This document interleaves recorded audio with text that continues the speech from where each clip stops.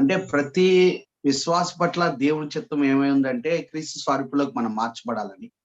So రక్షణ పొందినంత సరిపోదు. మన రక్షణలో కూడా ఎదగాల్సిన బాధ్యత ప్రతి క్రైస్తవుడి మీద ఉంది. కాబట్టి వారానికి ఒక శుక్రవారమో, ఒక ఆదివారమో మనం వినే ప్రసంగాల ద్వారా దేవుడు ఆశించిన స్థాయిలోకి అంటే ఆత్మీయ పరిపక్వతలోకి రావడం అనేది సాధ్యం కాదు.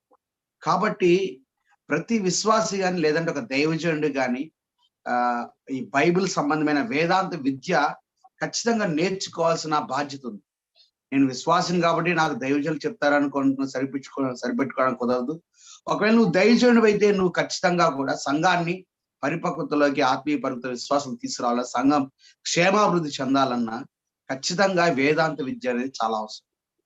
సో ఇందాక సార్ చెప్పినట్లుగా ఇప్పుడు చాలా తప్పుడు సిద్ధాంతాలు కల్స్ అనేవి చాలా వచ్చేసి.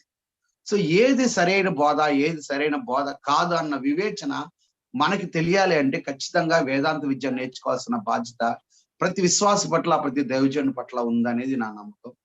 సో ఇంకా మన సరైన మౌలిక బేసిక్ ఫండమెంటల్ డాక్టరీన్స్ దేవుడు అపోస్తలులకి ఇచ్చిన బోధలో మనం ఎదగాలి అంటే ఖచ్చితంగా వేదాంత విద్య చాలా అవసరమై ఉంది.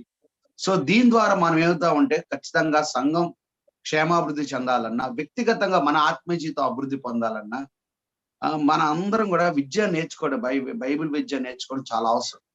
మరి ఈ రోజు రైట్స్ ఇన్స్టిట్యూట్ ఆఫ్ థియాలజీ అనేది ఒక గొప్ప ప్లాట్ఫామ్ మనకి.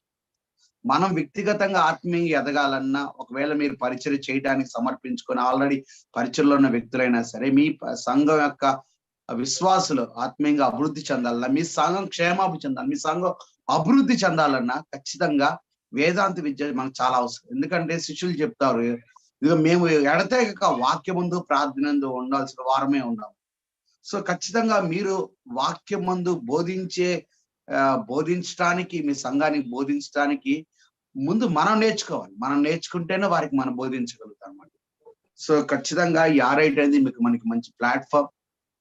మేము కూడా అక్కడ నేర్చుకున్నాను. నేను నేర్చుకున్న ప్రాక్టికల్ గా నేను అనుభవించాను కాబట్టి నేను ఇంత ధైర్యంగా చెప్పగలుగుతున్నాను. ఇది మనకి ఎంతో దీవెనకరం, మన పరిచర్లకి, ఎస్పెషల్ మన వ్యక్తిగత జీవితానికి, ఆత్మీయ జీవితానికి కూడా ఎంతో దీవెనకరంగా ఉంటుంది.